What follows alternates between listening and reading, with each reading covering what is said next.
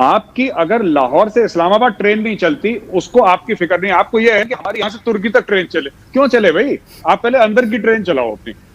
आपको क्या लग रहा है कि नए साल में क्या चैलेंजेस हैं, स्पेशली इंडिया पाकिस्तान के लिए? पाकिस्तान को किस चीज़ के ऊपर ज़्यादा आप समझते हैं कि फोकस रखना चाहिए? और बिल्कुल इंडिया में भी कोई ना कोई कमी होगी, ऐसा नहीं है कि आप अगर भारत की तरफ से बात कर रहे हैं तो आप कहेंगे कि हर चीज़ परफेक्ट चल रही है।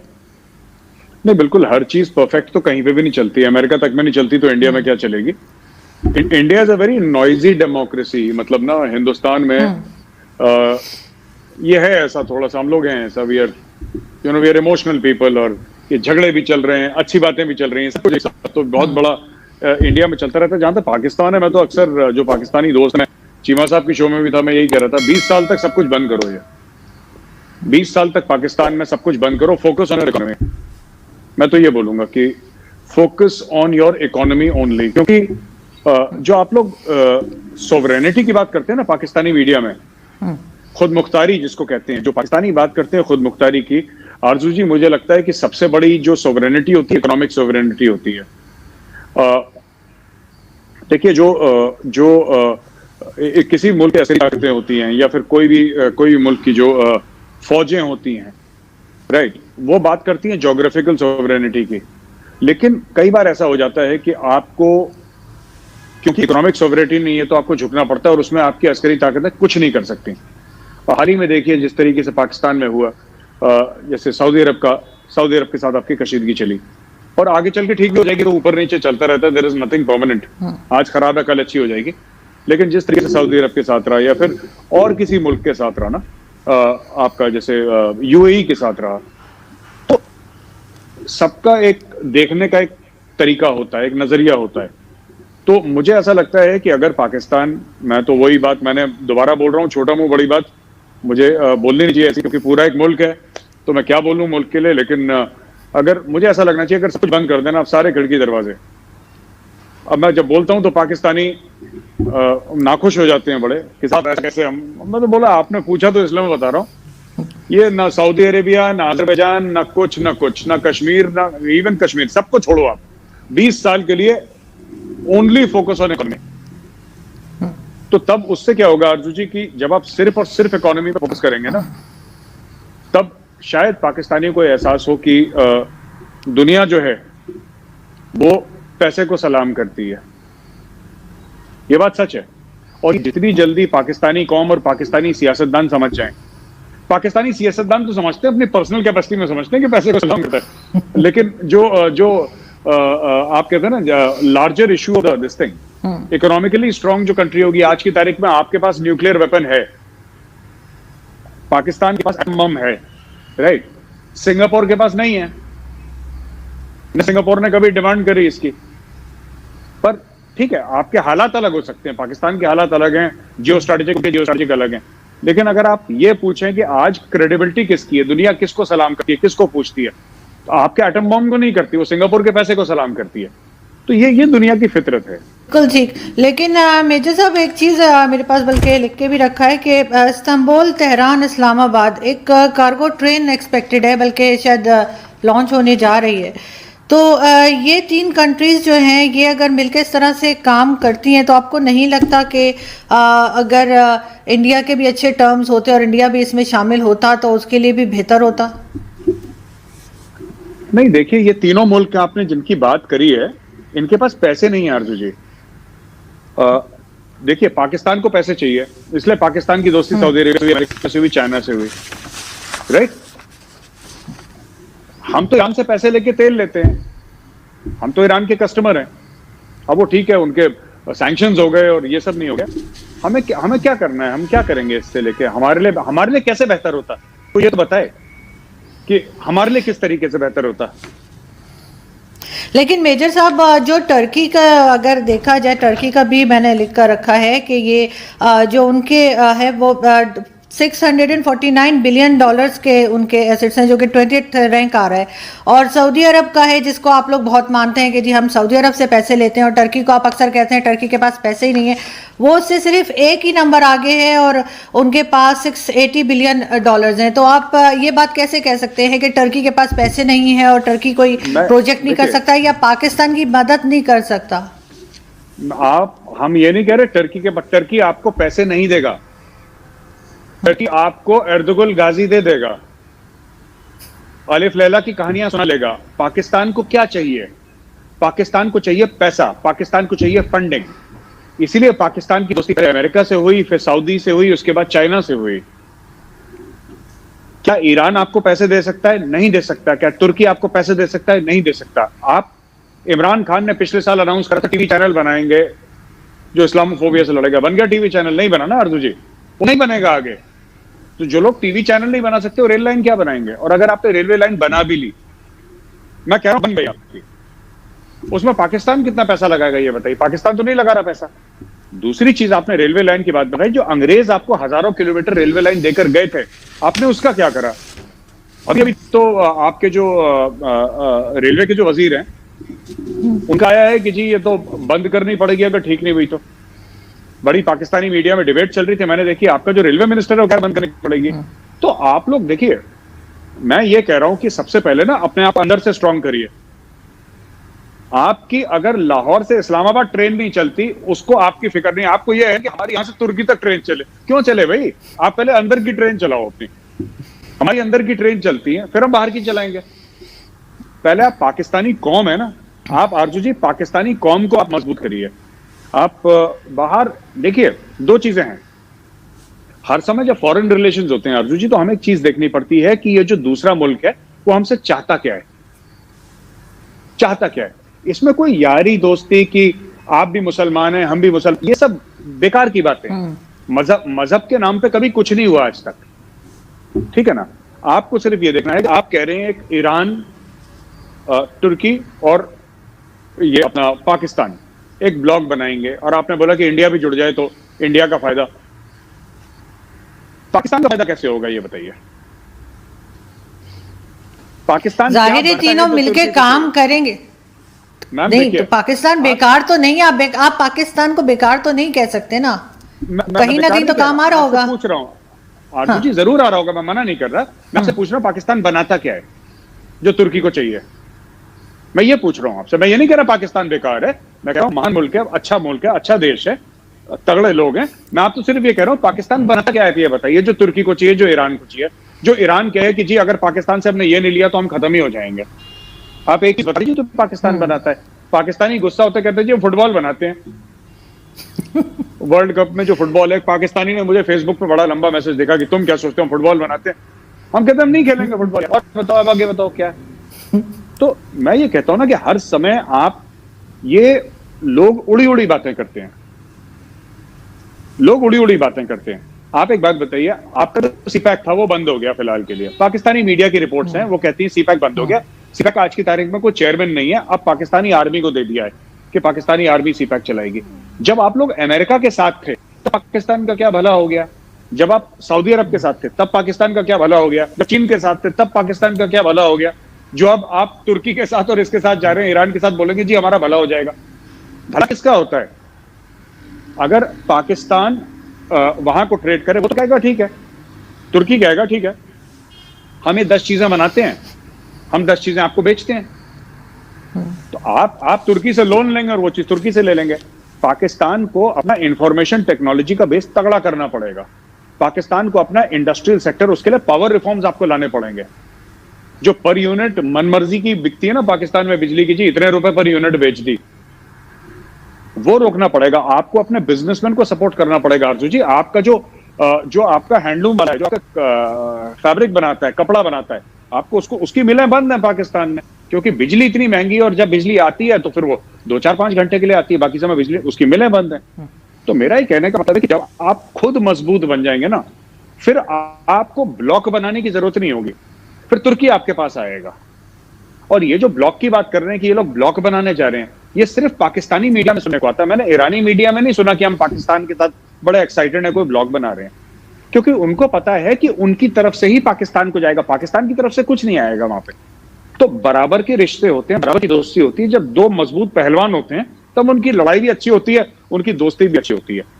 तो मैं यही कह रहा हूं, आप ये सब ना, ये जो पाकिस्तानी, ये जो हम शाहीन हैं और ये सब ना, ये डायलॉगबाजी बंद करके, आप बुरा मत मानिए मेरी बात का अर्जु जी, सिंपल सा बोलिए जी हम पाकिस्तानी हैं और हमें पाकिस्तान की बेहतरी करनी है। और पाकिस्तान की बेहतरी किस तरीके से होगी? जब पाकिस्तान के जो मसाइल हैं उनको एड्रेस करेंगे लोग, जब वहां पे करप्शन कम होगा, जब वहां पे जो बाकी चीजों का बुरान है वो कम होगा, ठीक है ना, जब वहां पे एनर्जी की सिक्योरिटी होगी, जब वहां पे फाइनेंशियल सिक्योरिटी होगी, जब आटा दाल चावल ये सब चीनी सस्ती होगी आम लोगों की, तब जाके जब इकोनॉमी में स्टेबिलिटी आएगी और आपका एक्सपोर्ट बढ़ेगा।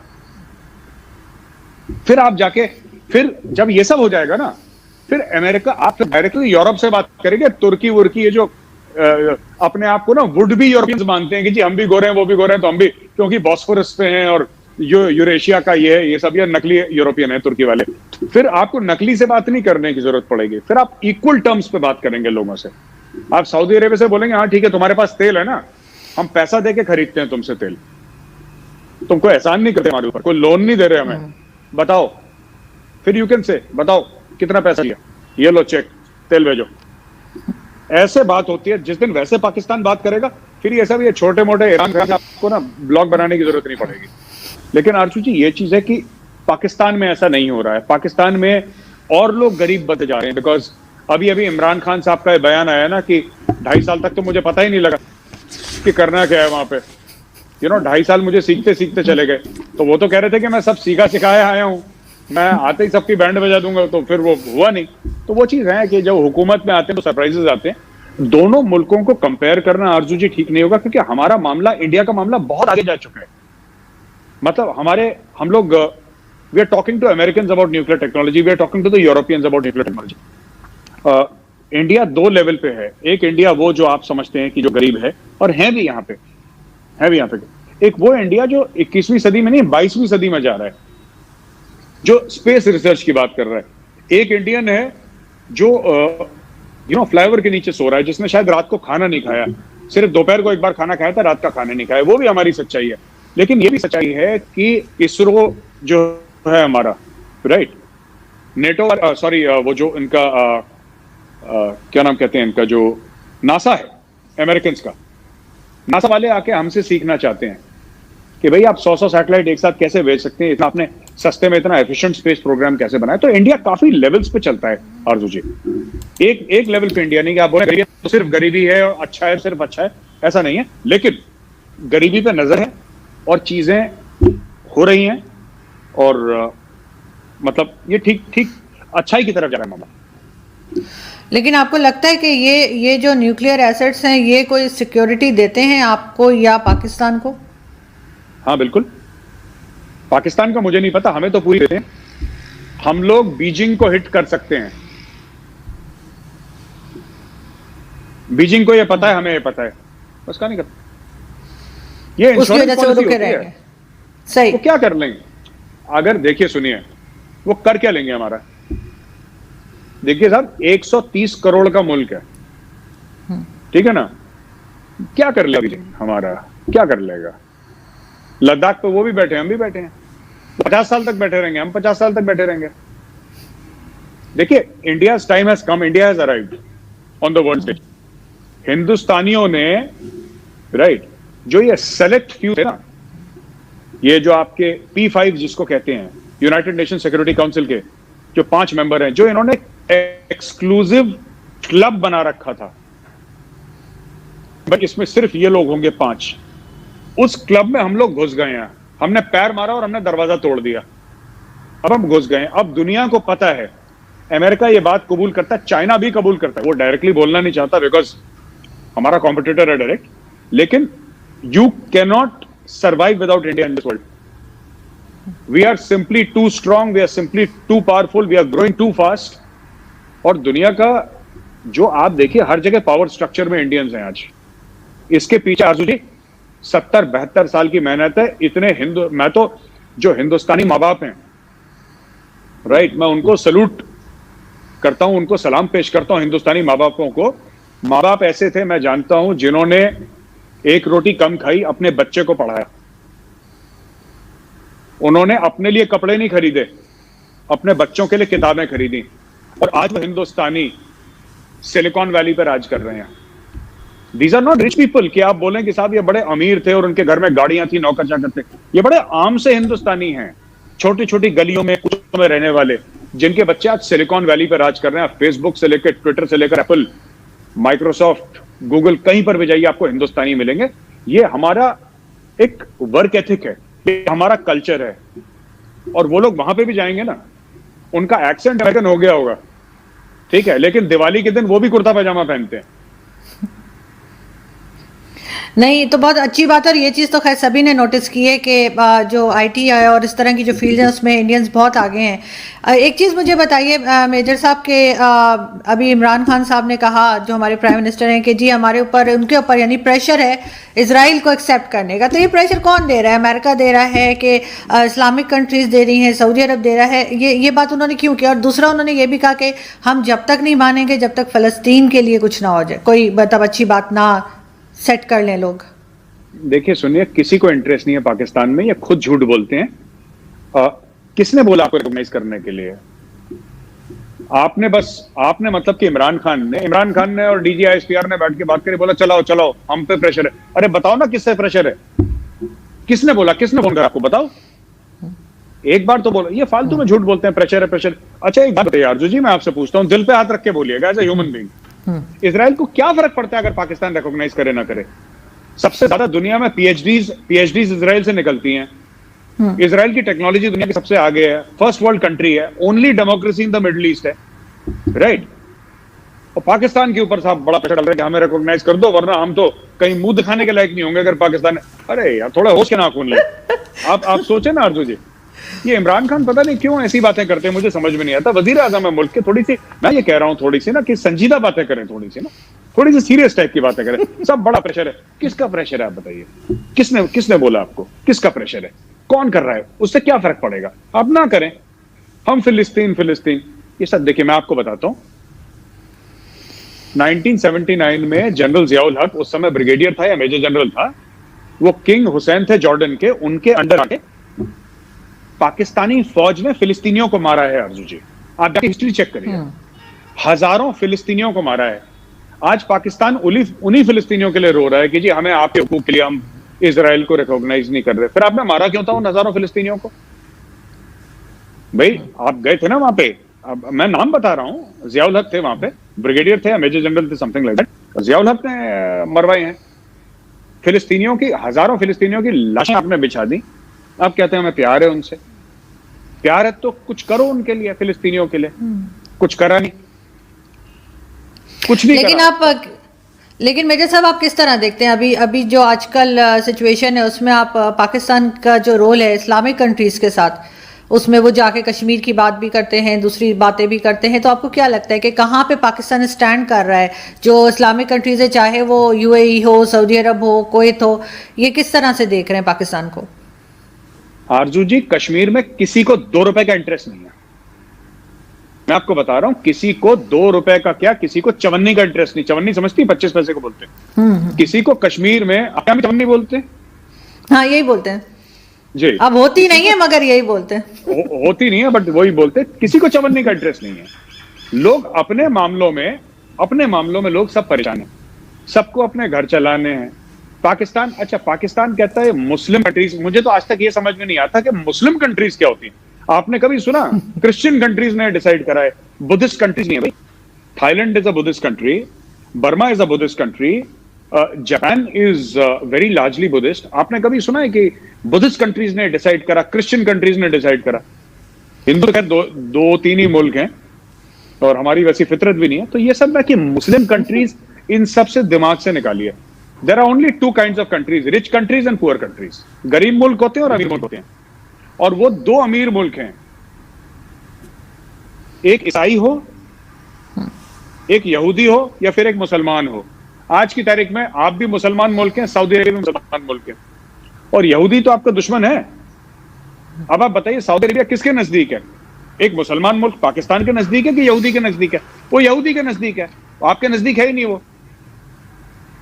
क्योंकि उसको यहूदी से कुछ चाहिए, आपसे पाकिस्तान, सऊदी अरब को कुछ नहीं चाहिए आपसे, आपके पास है नहीं कुछ आप सऊदी अरब को दे दें, सऊदी अरब के पास पैसा है, वो टेक्नोलॉजी चाहता है, इजराइल के पास टेक्नोलॉजी है। मेरा आप एक बात बताइए, अगर तुर्की, मैं आपसे पूछता हूं अर्जू जी, चलिए तुर्की, ईरान और पाकिस्तान का एक ब्लॉक बन जाए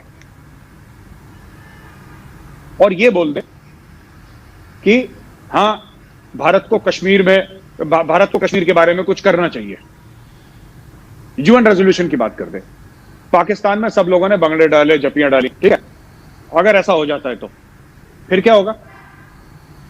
मैं बताता हूं फिर क्या होगा, ठीक है जी। हम लोग वही करेंगे जो हमें मलेशिया के साथ करा था हमने। मलेशिया में भी महातीर बहुत बोल रहा था ना, बहुत चल रहा था, हमने पाम ऑयल कर दिया बंद, महातीर निकल गया, दूसरा आ गया, घुटनों पे आ गया मलेशिया। हम सिर्फ ये बोलेंगे कि कल से तुर्की कोई नहीं जाएगा, जाओ जाओ। लेकिन मेजर साहब, आप बेशक पाकिस्तान की बात, तुर्की को अगर पैसा चाहिए हमारा तो तुर्की को बोलना पड़ेगा हिंदुस्तान जिंदाबाद, वरना तुर्की को ₹1 नहीं मिलेगा। अगर नहीं चाहिए पैसा तो बोलते रहो कश्मीर कश्मीर, हमें कोई दिक्कत नहीं है, बोलो, पैसा नहीं मिलेगा हमसे। नहीं, बिल्कुल सही, लेकिन आप पाकिस्तान के बारे में जो ट्वीट्स करते हैं वो 99% नेगेटिव होती हैं, और आप हमारे मिनिस्टर्स को भी नहीं छोड़ते। अभी शेख रशीद साहब के बारे में आपने एक वीडियो भी बनाई थी, और आपको नहीं लगता कि वो उनका एक बिल्कुल ही पर्सनल लाइफ है उनकी, और उसमें वो जो मर्जी करें, आप इस तरह से उनको बेचारों को ऐसे अगर आप बदनाम करेंगे तो कैसे चलेगा? लेकिन साथ ही इसके साथ ही मैं एक सवाल और जोड़ दूं कि पाकिस्तान इस्लामाबाद का जो मंदिर है वो 6 महीने उसमें हंगामा रहा और बड़ा शोर और जो भी होता रहा सब आप जानते हैं, लेकिन अब वो दोबारा से उसको कहा गया है कि जी इसकी तामीर हो और इसे बनाया जाए, तो उसके ऊपर कोई अच्छी ट्वीट भी आ सकती थी मेजर साहब की, अगर हम सोचें तो तारीफी भी हो सकता है कि चले बना रहे हैं दोबारा। नहीं, बिल्कुल बिल्कुल। देखिए मैं आपको बताता हूं कि जिस दिन मंदिर बनेगा ना उस दिन मैं तारीफ भी करूंगा। मुझे उम्मीद बड़ी कम लगती है क्योंकि मैंने सिर्फ टूटते देखा है, मैंने बनते हुए नहीं देखा, पहली चीज। तो अभी बातचीत चल रही है।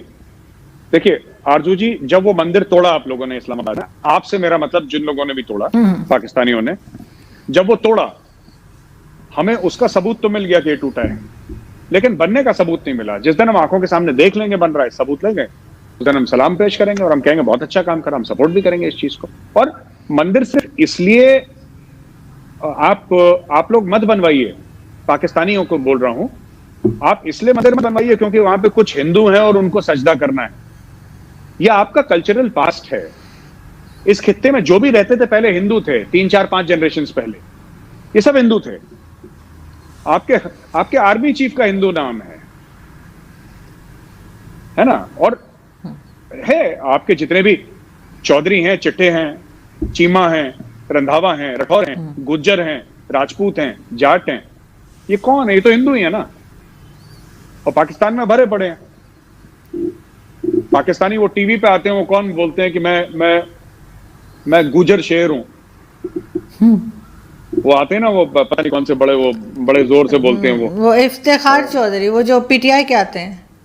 हाँ पता नहीं, वो जो कैमरे के अंदर मुंह डाल के बात करते हैं, जो ना, मुझे लगता है इंडिया ही आ जाएंगे बिना वीजा के, पाकिस्तान से घुसेंगे कैमरा के अंदर।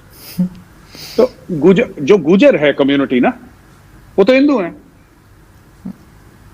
आपको कश्मीर में जाएंगे तो आपको मुस्लिम गुजर भी मिलेंगे, लेकिन जो कम्युनिटी गुजर कम्युनिटी है दैट इज बेसिकली हिंदू, उनका मूल हिंदू है। जो कश्मीरी हैं, कश्मीरी गुजर नहीं, सॉरी, जम्मू के साइड में गुजर रहते हैं, माफ कीजिएगा, जो कश्मीरीज हैं, आप उनके सरनेम देख लीजिए, आप उनके, there are many who are Kashmiri Pandits, Kashmiri Hindus, उनके सरनेम भी वही हैं। तो जो आप मंदिर की वहां पे तामीर कर रहे हैं, आप सिर्फ इसलिए मत करिए कि वहां पे हिंदू आके अपनी पूजा करेगा, वो तो करेगा ही पूजा अगर उसका मंदिर होगा तो। आप इसलिए करिए कि आपके जो पूर्वज थे वो हिंदू थे। It is an acknowledgement of your past. आपका जो अतीत है, आपका जो पास्ट है, आपकी जो तारीख है, वो हिंदू है। हड़प्पा, मोहनजोदारो, इंडस वैली सिविलाइजेशन, तक्षक यूनिवर्सिटी है ना, जो नालंदा है इंडिया में, ये इंडिया का एक 100% हिंदू पास्ट रहा है। ये बात सच है। तो जो लोग भी अब वो ठीक है कि जितने सैयद पाकिस्तान में उतने पूरे के पूरे सऊदी अरब में नहीं है, वो ठीक है, वो पाकिस्तानियों की मर्जी, मैं उनको कुछ नहीं कह सकता, ठीक है। वहां पे आपको कुरैशी नहीं मिलेंगे, सारे के सारे कुरैशी नहीं पे, ठीक है। कुरैशी तो कहते हैं ना ट्राइब ऑफ कुरैश, हजरत मोहम्मद साहब की ट्राइब थी ट्राइब ऑफ कुरैश, कितने हजरत मोहम्मद साहब। तो सऊदी अरेबिया में इतने कुरैशी नहीं है जितने यहाँ पे हैं, सब कॉन्टिनेंट में हमारे। ये सब बातें ठीक हैं, सबकी अपनी मर्जी, लेकिन मैं ये कहना चाहता हूं कि this is also your cultural past, Hinduism is your cultural past. आपने पूजा की पद्धति बदली है, आपने पूजा की शैली, अपने इबादत करने का तरीका बदला है, आपने अपनी संस्कृति नहीं बदली। I mean, अगर बदली है तो गलत चीजें नहीं बदलनी चाहिए। So that is it.